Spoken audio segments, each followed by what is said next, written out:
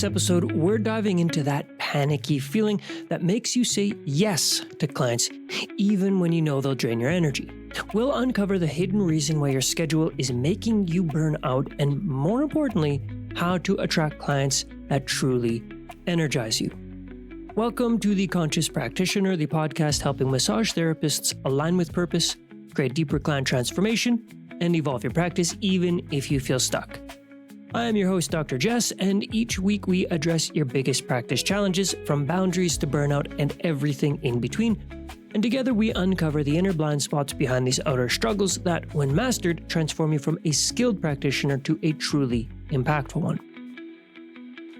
Now, this is part 2 of our special series all about why you feel drained after treating clients and how to fix it.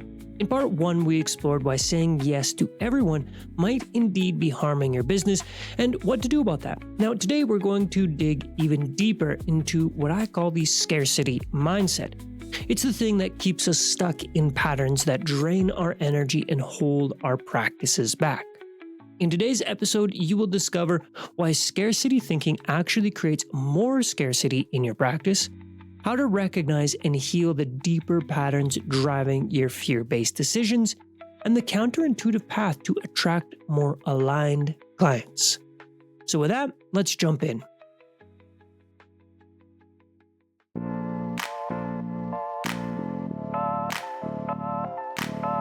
Alright, so picture this. It's Monday afternoon, your version of Friday, and the next 2 days are off. You've got a few errands planned, maybe a coffee date with a friend, and most importantly, a bit of recovery time, because you're exhausted from a full week of clients. And then your phone buzzes. It's a booking request for your day off tomorrow.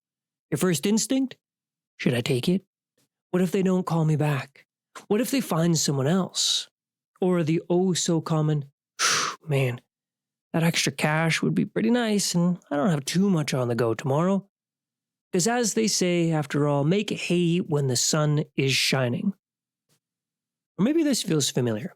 It's already been a packed day, you're running on fumes, but a regular client texts asking you to squeeze them in, and even though your body is just begging for some rest, you say yes. Because feeling no feels, well, maybe a bit scary. So let's look at this. These reactions make complete sense. Fear of losing income? That's legit. The worry about clients not coming back? Totally valid. This industry can be unpredictable and we all have bills to pay. But here are a few things that can happen when we pretty consistently operate from this place of fear. We can start to feel resentful towards our clients, even though it's really not their fault. Now, the quality of our work also suffers because we are exhausted. And most importantly, clients, they can feel it. They can feel that energy even if they can't name it. I see this cycle play out in so many practitioners, taking clients on their days off, agreeing to last-minute bookings, and when they're already running on empty, they say yes to late-night sessions, even though it'll ruin their sleep or their evening at the very least. And working with clients who just don't align with your expertise or your style. And there are consequences, and they are real. Physical exhaustion spills over into your personal life, leaving you feeling drained before you even get home. And it's not just your body that takes a hit. It's the emotional toll as well. As it becomes harder to stay fully present with your clients, this thing is real. Even when you're giving it your all, the quality of your care, well, it can indeed slip. And perhaps the hardest part is this: a slow building resentment that creeps in, making it harder to connect with the work that you once loved.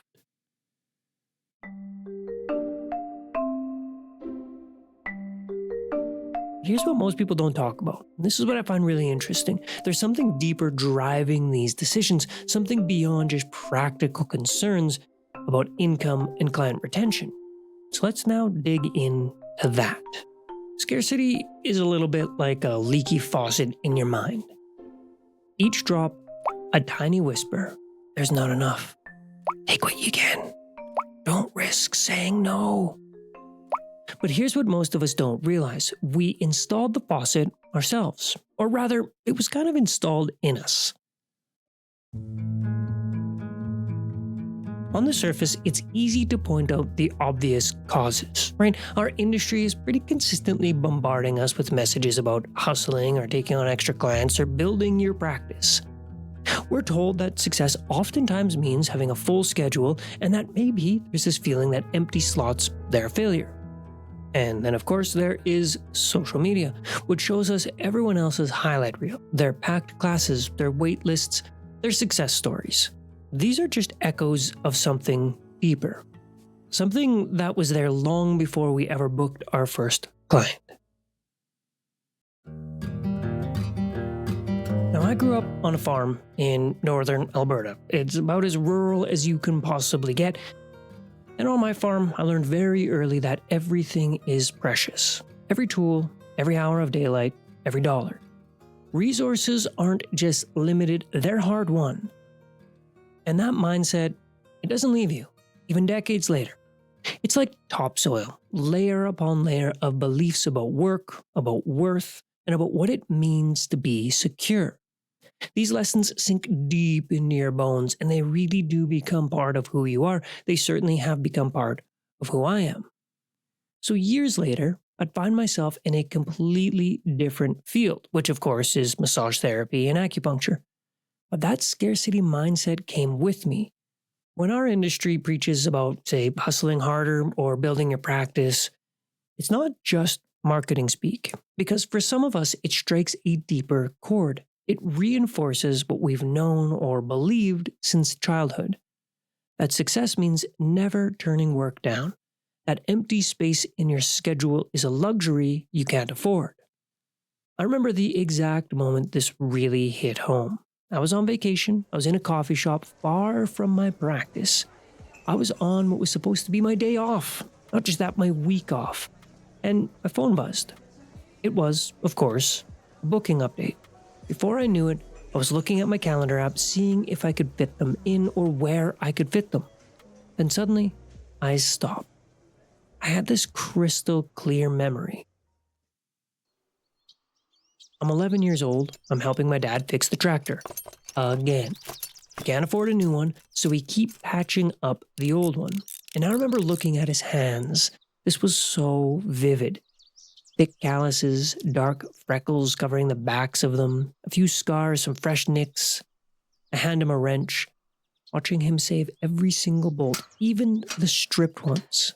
Because, as he would always say, you never know, Jess. You never know. That lesson sank deep. You save everything. You take whatever work comes your way because you never know what tomorrow might bring. So then, standing there, in that coffee shop, staring at my phone, I suddenly had the beginnings of an understanding, which was that my instinct to accept every booking request, it wasn't really about building my practice. It was about that 11-year-old kid on the farm, learning that scarcity meant never turning down work, never wasting anything, because scarcity wasn't just a concept. It was a real thing, as real as that broken down tractor that we could never afford to replace. And I know I'm not alone in this. When I work with other practitioners, these patterns show up again and again in different ways from different stories. But they all have the same roots. Some of us, we grew up in trades families like myself, where no work meant no pay. Others learned to be the responsible one, carrying the weight of everyone's needs. And many watched their parents stretch every single dollar, learning that security is really never guaranteed. And some internalized that, saying no to work was a luxury they can't afford. And then, of course, others, even those who grew up with plenty and relative affluence, watched our parents clip coupons, save pennies, teaching us that abundance itself wasn't enough to feel secure. So I'd like you to think about it. How many of your scheduling decisions, heck, how many of your business decisions are really being made by old stories? By the lessons you learned while watching your parents make impossible choices, by the echoes of voices saying, you never know, Jess, you never know. And these patterns, they run deeper than any business strategy. They're etched into us like those calluses on a farmer's hand. They're about survival. They're about worth. And they're about what it means to be responsible and successful. And here's some cruel irony. This scarcity thinking, it actually tends to create more scarcity. Like a field that's been overfarmed. We've depleted ourselves. When we operate from depletion, our sessions aren't as powerful. When we take misaligned clients, we get fewer of the right referrals. When we're stressed out and burned out, we're less magnetic to clients who actually want to work with us. And when we're constantly saying yes from fear, we have no space left for opportunity. So that metal faucet keeps dripping. Like my dad saving those strip bolts, we keep holding on to clients and habits that really don't serve us anymore. But here's what I've learned. You can't fix a leak until you understand where it's coming from. And sometimes, the source isn't where you'd expect. I personally discovered this the hard way through a series of events that would completely transform how I viewed abundance and scarcity in my practice. But before I share that story, let me ask you something. What old lessons about work and worth are driving your decisions today? What strip bolts are you holding on to just because you never know?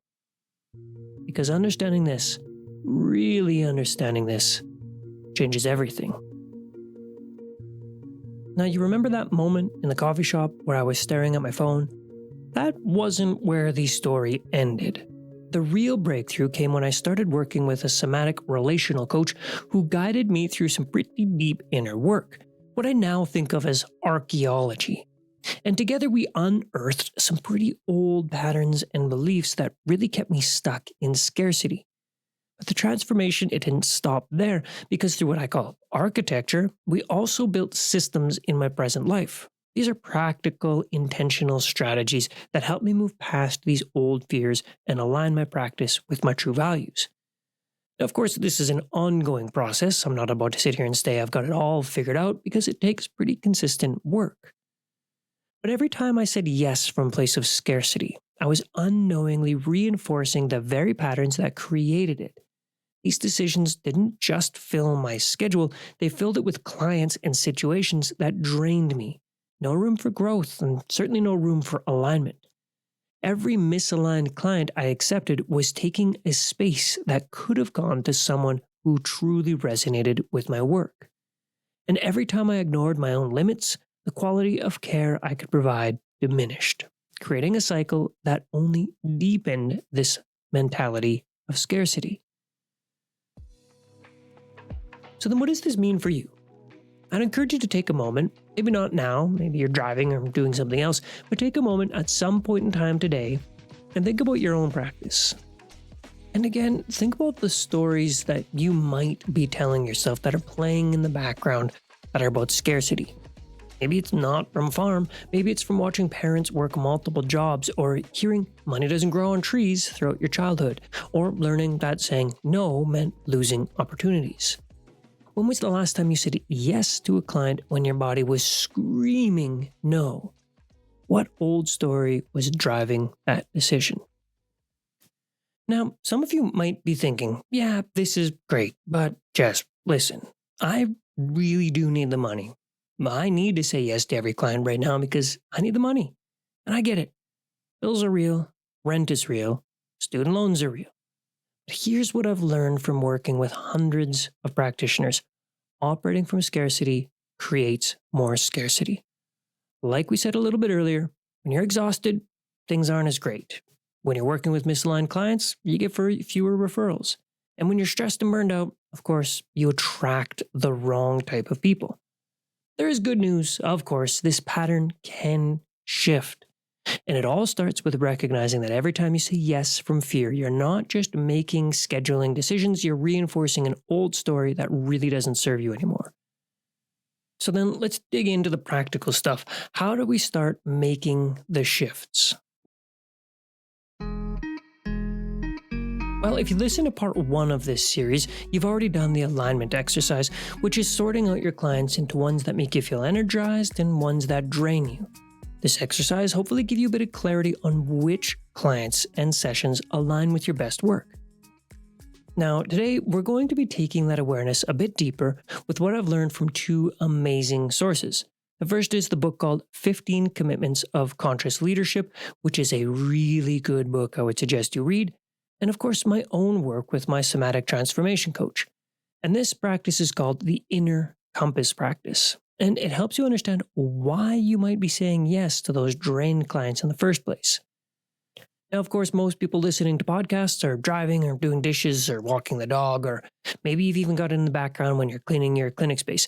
99% of the time when you hear something useful, you think, oh, that's great, this is a good idea, and then we never actually do it. But if you've already done the alignment exercise from part 1, you're clearly committed to creating change in your practice, and maybe you're ready for this next step. Because this practice, it's not just another good idea, it really is something meaningful and helpful. So here's how it works. The next time you get a booking request, especially from someone who might fall into the drained column, pause. Place one hand on your heart, one on your belly, take 3 slow breaths, then ask yourself, am I saying yes from abundance or fear? Now here's the key. Notice what happens in your body when you ask this. Does your throat tighten? Does your stomach clench? Does your breath become more shallow? And rate these sensations from 1 to 10 on intensity. And of course, this sensation is your body's wisdom speaking, and it often speaks way before your mind can rationalize away your true feelings. Now, for myself, when I first started doing this, I was truly shocked to discover that 70% of my quick yeses were actually coming from fear. Fear of losing income, fear of disappointing people, fear of missing out. My body knew this long before my mind was ready to admit it. Now, this might feel a bit abstract, and that's why I've created a guided meditation specifically for massage therapists and practitioners to help you learn how to identify a whole body yes and a whole body no. You can, of course, find that link in the show notes. It's a quick little YouTube video and something I strongly suggest. And with that, thank you so much for spending your time with me today. Before you go, I want to highlight 3 key insights from this conversation.